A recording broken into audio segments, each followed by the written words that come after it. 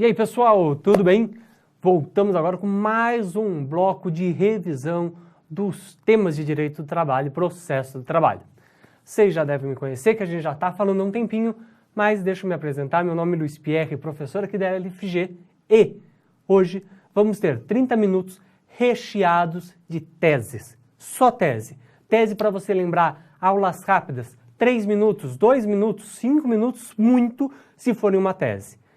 Vamos lá, o material está aqui para vocês, eu coloco vários artigos e essa aula não é para aprender e sim para rememorar, revisitar essas matérias. Se você não sabe nada dessa matéria, não tem problema, eu vou deixar aqui para vocês o meu Instagram, Facebook, e-mail e o WhatsApp e qualquer dúvida vocês me mandam. Então, não vão achar que a gente vai pegar uma tese e destrinchar essa tese até o fim. Pelo contrário, eu trago a tese para vocês, lanço, explico um pouquinho, vamos para a próxima. Lanço, explico um pouquinho, vamos para a próxima. Essa aula, aquela aula para você assistir mais no finalzinho do curso, quando você já está dominando tudo, e você se rechear com matéria. Eu tenho várias aulas e uma aula eu mostro para vocês como que são as provas. E eu pego a prova e eu destrincho a prova e mostro o que vale nota. Tese. Tese, tese, tese, tese. Você saber qual que é o recurso é uma tese. É você entender a parte processual. Ah, professor, mas e se eu errar a estrutura? Vale quase nada. Não se preocupe com isso. Se você souber essas teses, você vai arrebentar. Vamos começar? Pode jogar aqui. Que nem eu disse, meus dados sociais, minhas redes sociais. Então, Instagram, Facebook, e-mail e WhatsApp é para conversar, é para mandar mensagem. Eu não coloco aqui só para colocar, pessoal. É o meu celular pessoal. Então, manda mensagem, pode ter certeza que eu vou responder em alguns minutos. Fechou? Vamos lá. Primeira, equiparação salarial. Essa é uma tese que muitas pessoas aí vêm falando e eu ouço muita gente, eu ouço muito a mídia falando, nossa, no Brasil não tem proteção à mulher. Temos um capítulo exclusivo de proteção à mulher. Ai, no Brasil não tem essa questão que não é que é ilegal pagar salários diferentes de homem para as mulheres. Temos. Há muito tempo nós temos essa tese. Então o Brasil, nessa ideia do direito, nós estamos avançados. Eu sei que na prática é diferente, mas nós temos a lei. E a lei é clara. Não pode ter diferença de salário por conta de sexo, idade. Não pode. Joga aqui para eles, ó. Não pode ocorrer sexo, etnia, nacionalidade e idade. Vai ter que pagar tudo igual. Só que pagar tudo igual entra dentro de um universo muito grande, que esse a gente vai demorar um pouquinho. Porque a tese de equiparação salarial, além de ser muito pedida na prova da OAB, é uma tese mais chatinha, tá? Mas não pode. O Brasil tem lei. Pagou salário diferente para um homem e para a mulher, vai ter que pagar o mesmo e pode ser que pague dano moral. Perfeito? Se alguém falar o contrário, vocês já dão isso para eles. Quando a gente fala de equiparação salarial, nós vamos ter o quê? 3 pessoas. Duas pessoas. O reclamante, que é o que a gente chama de paragonado ou equiparando, ele se equipara a alguém para receber o salário. E o paradigma, ou equiparado, ou até alguns chamam de espelho. Ou seja, eu sou o paragonado que eu quero o salário do paradigma. Poucas pessoas lembram do paragonado. Muitas pessoas têm que apontar um paradigma, têm que apontar uma pessoa que fazia o trabalho igual. Isso é verdade. Tá? Então, 2 pessoas. Quem quer aquele dinheiro e quem fazia aquele trabalho e recebia aquilo. Além disso, a gente tem o quê? Os artigos de equiparação antes de adentrarmos. Se você conhece bem essa matéria, pode pular os próximos 2 minutos, mas eu sempre acho bom rever. Rapidinho aqui para vocês, temos aí todos os artigos que falam sobre equiparação salarial, desde súmulas, artigos da Constituição Federal e artigo da CLT. Perfeito? Equiparação salarial. Eu tenho que ter o quê? Alguns pontos iguais. Quais? Identidade de função. Não precisa ser o nome. Eu só tenho que fazer a mesma função que a pessoa. Tanto faz se eu sou chamado de professor 1, 2, 3 ou 4. Se eu dou a mesma aula. Quando a gente fala identidade de função, a gente lembra em trabalho de igual valor, com mesma perfeição técnica e mesma produtividade. Trabalho de igual valor é a capacidade de produzir sobre a produção, ou seja, eu tenho que conseguir fazer a mesma coisa que o outro. Quando a gente utiliza isso num trabalho que ele é muito mais de pensar do que de produzir algo, por exemplo, um objeto, é complicado, porque advogado, eu posso falar que eu faço 70 defesas num dia, e aí um outro cara só faz 2. Pode ser que as 2 dele sejam muito mais difíceis que as minhas 70, que era só mudar nome. Então aí você já viu que não é o mesmo trabalho? Eu tenho que ter igual. Então eu sempre dou aquela ideia de uma fábrica de parafusos. Então tem que as 2 pessoas produzirem a mesma quantidade de parafusos e eles têm que ser perfeitos um do outro no mesmo tempo. Tá bom? Continuando, a gente tem aí, além disso, eu já vou voltar aqui, a gente tem requisitos negativos, que é o quê? São 2. Um é o tempo de serviço, o outro é quadro de carreiras. Quadro de carreiras é mais fácil. Eu tenho um quadro de carreiras com o Ministério do Trabalho e Emprego, onde eu aponto quanto tempo uma pessoa tem que ficar na função e quais os requisitos para ela subir. Aí eu posso ter pessoas que têm uma diferença só de 1 ano na função, se o meu quadro for assim, e um ganha mais que o outro.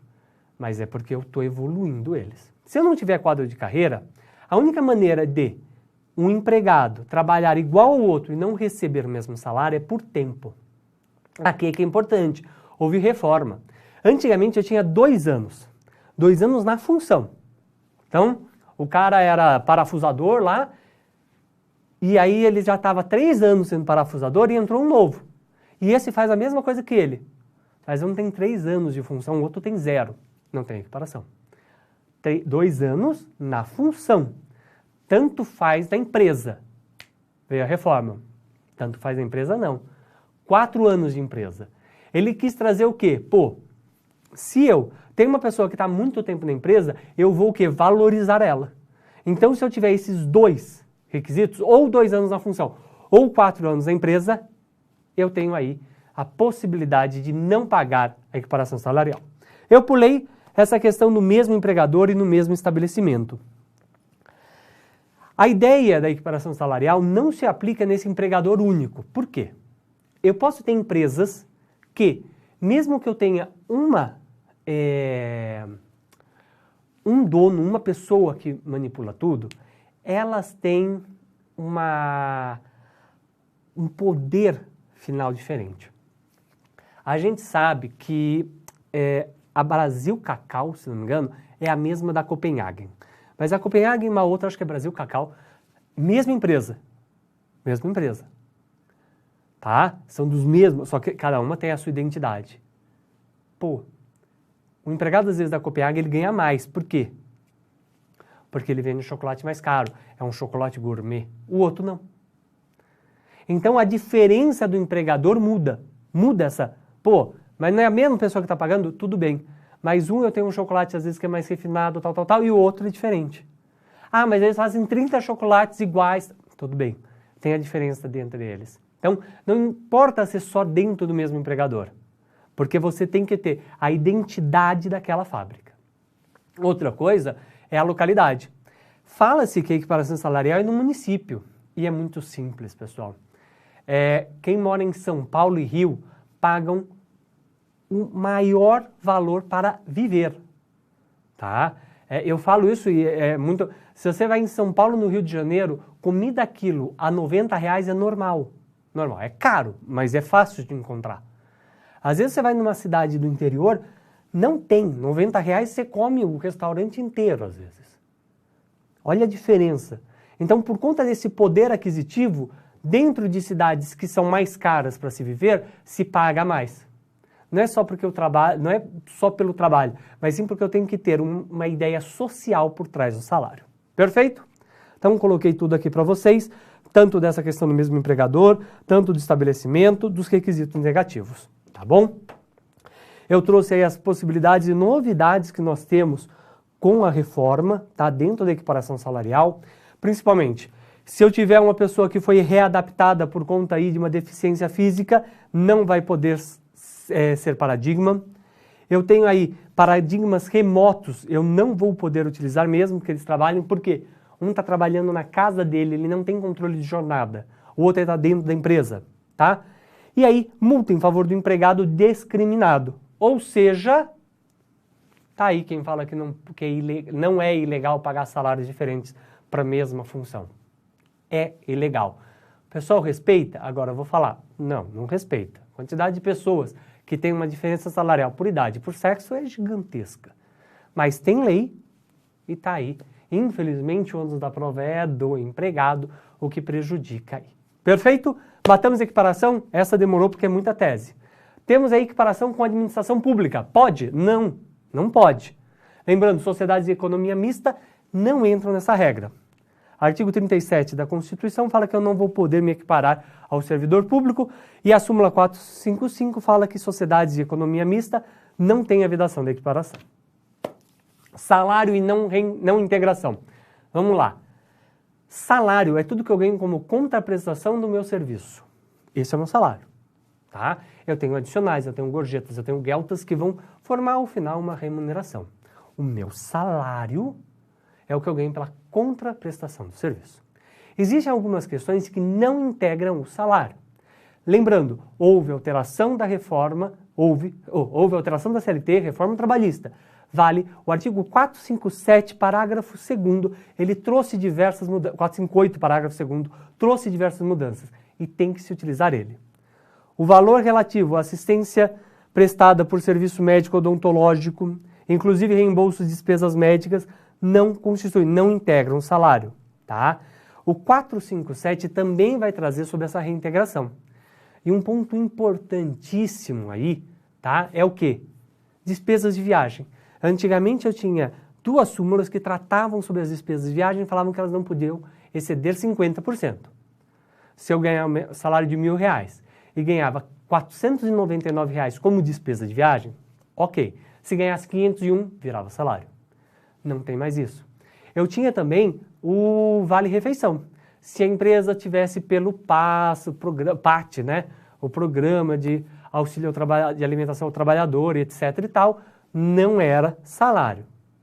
Agora não tem mais isso. Vale alimentação, vale refeição, não integra o salário. Dá uma olhadinha aí na alteração do 457 e 458 para você verificar o que não integra.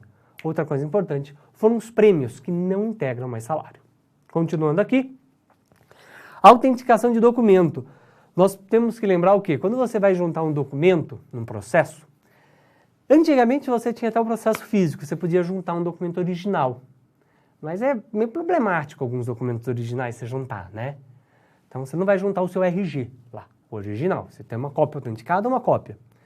A cópia autenticada ficava caro. Imagina cada processo autenticar. Aí, a própria CLT dá poder ao advogado falar que os documentos que ele está juntando são válidos, são autenticados.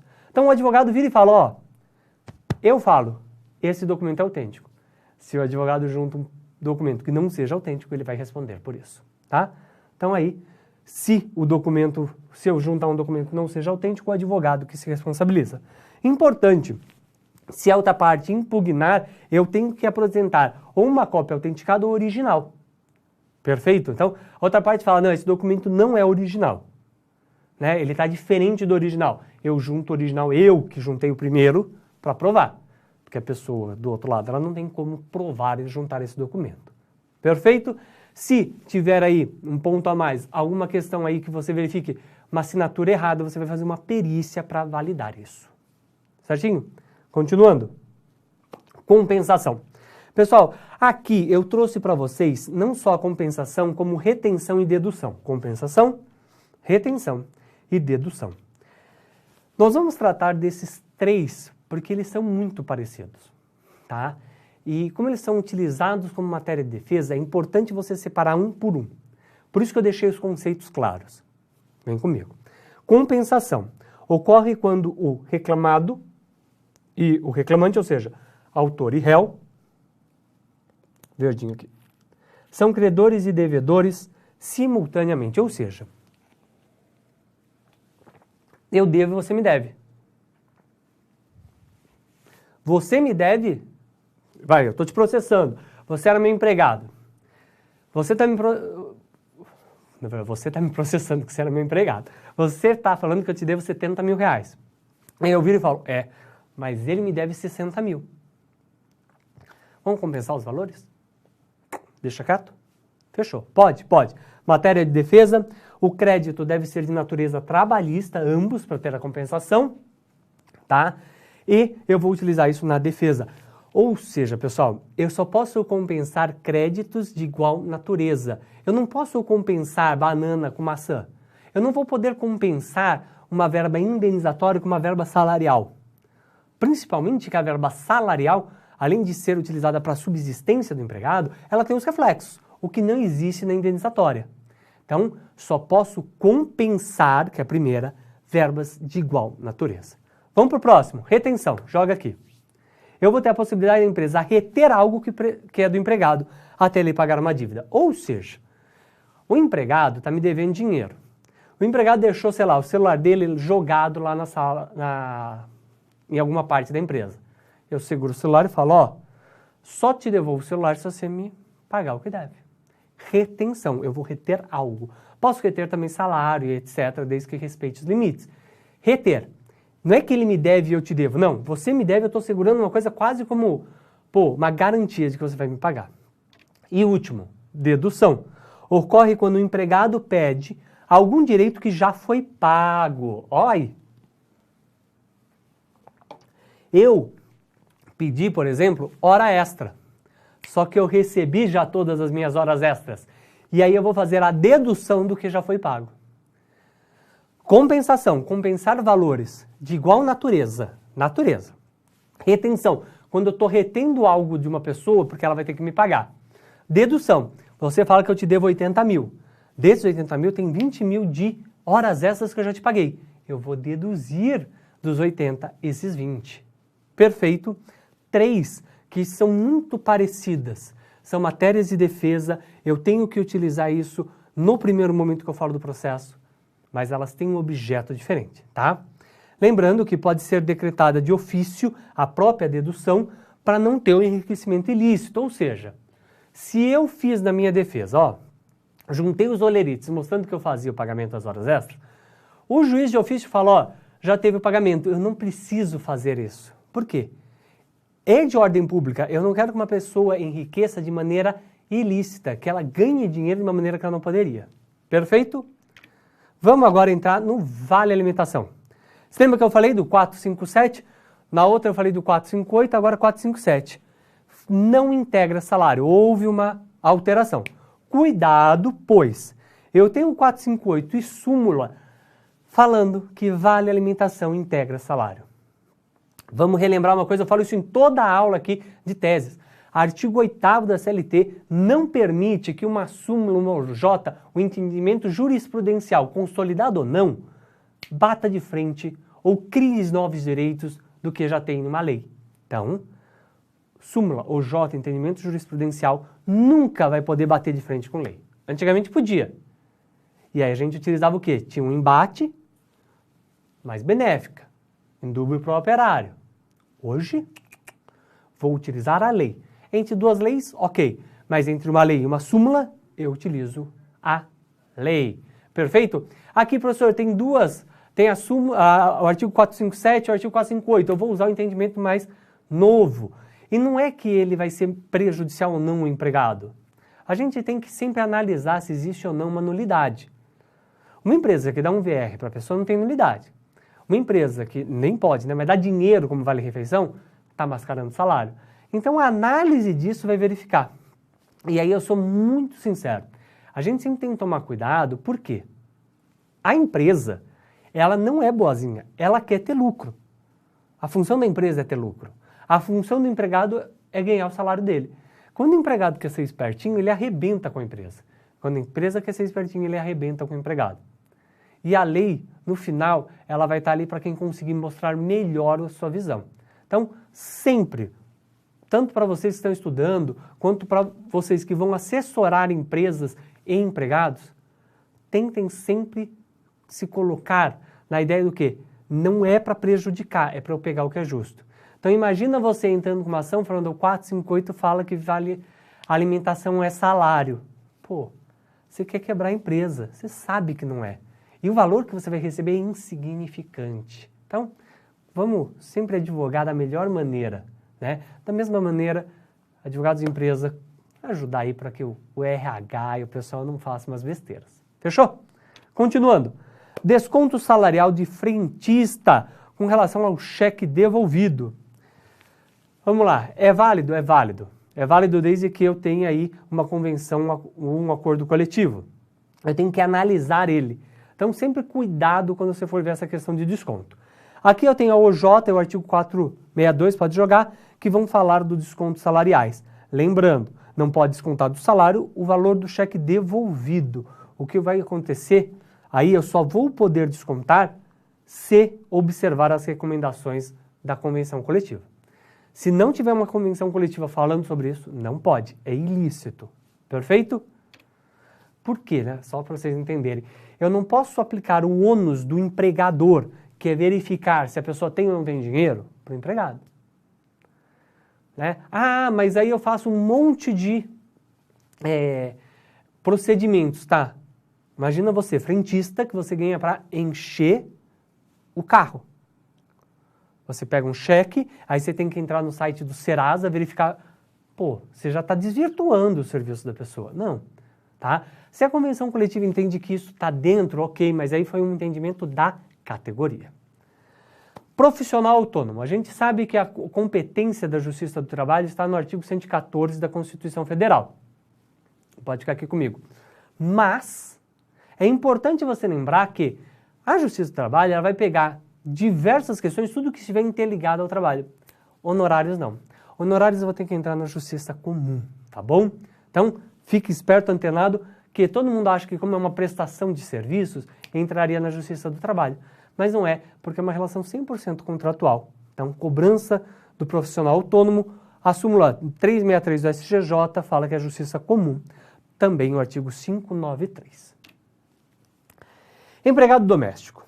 Esse aqui tem muita coisa para falar, mas vou dar aí para vocês algumas dicas importantes, tá? Empregado doméstico ele não é o empregado do artigo 3º da CLT. Vai mudar apenas o quê? A não eventualidade, tá? O empregado doméstico, ele não trabalha de forma não eventual, ele trabalha sempre. O que é sempre? Mais de 2 vezes. Mais de 2 vezes. 2 vezes não, 3 em diante. Perfeito? Ele tem que trabalhar num ambiente residencial, o ambiente da família, e não pode visar lucro, tá? O trabalho dele é um trabalho que, eu sempre falo, é para tirar o peso do dia a dia do empregador. Limpar, passar, cuidar do jardim, cuidar da piscina, dirigir. É algo que o empregador faria para ele mesmo, só que ele está pedindo para alguém fazer. É isso. Se ele já está fazendo algo além, não. Perfeito? Por isso que tem aí as teses, o pessoal briga muito, eu vou falar super rápido, do teletrabalho. Pô, a pessoa trabalha em casa, então a casa é o local de trabalho. E a faxineira, seria ou não, sairia do empregado doméstico? Na minha visão, não.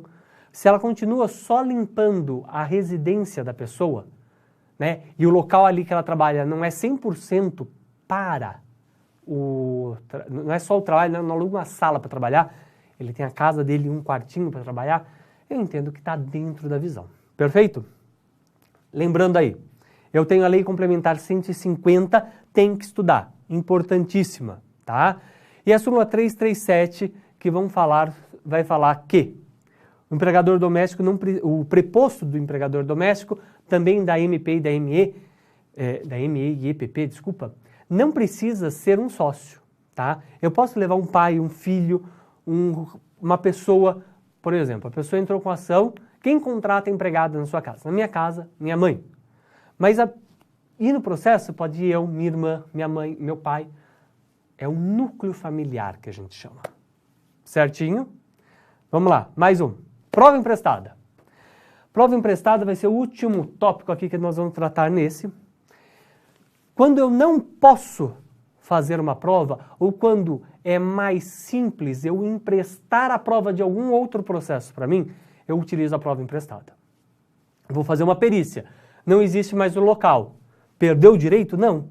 Eu verifico algum processo que já fez perícia e eu falo, ó, juiz, pega aquela prova. Mas tem que ser o mesmo objeto. Aí a gente tem que tomar cuidado. Já vi casos em que a prova emprestada foi utilizada em casos totalmente divergentes. Um era insalubridade e outro era periculosidade. O cara pedia periculosidade, a prova emprestada era sobre insalubridade. Ele poderia receber insalubridade, não periculosidade. Porque a prova emprestada é apenas para aquela função, para aquela questão. Ou, obviamente, desde que o laudo trate sobre ela. Perfeito? Posso pedir. Eu vou no processo contrário, outro processo que não seja o meu, e trago a prova que teve naquele processo para mim. Perfeito? Dica aí, agora sai um pouco das teses, dicas de estudo, pessoal. Essa aula aqui é pauleira. Você não consegue assistir ela em 30 minutos. Não consegue. Porque você tem que parar, você tem que anotar, você tem que ir no seu Vademecum ver se você grifou, se você botou um clips. Então não é uma aula para você ficar assistindo. É uma aula para você parar, junto com o seu Vademecum do lado, verificar se você sabe ou não essas teses e ir grifando. Sempre só duas cores, uma cor de direito material, uma cor de direito processual. Colocando clipes nos artigos ou clipes das leis importantes, para você se preparar. Preparar aquele seu tão amigo, né? Aquele seu companheiro que vai fazer com que você arrebente a prova. Perfeito? E outro ponto importante é, nunca fique mais do que esses 30 minutos assistindo a aula. Eles são cansativos. Então, se você ficar mais do que isso, pode ser que você se prejudique. Pode ser que você não dê conta de pegar todo o conhecimento que tem na próxima aula. Quando a aula é presencial, o professor ali, as perguntas das outras pessoas, o ambiente permite que você preste atenção mais tempo. Aula telepresencial ou uma aula EAD, né, à distância, 30 minutos. Acabou esse bloco, para você poder aí pegar o próximo. Tá bom? Pessoal, acabamos agora, mas tem mais bloqueio aí para vocês. Beijão e a gente se vê. Tchau, tchau!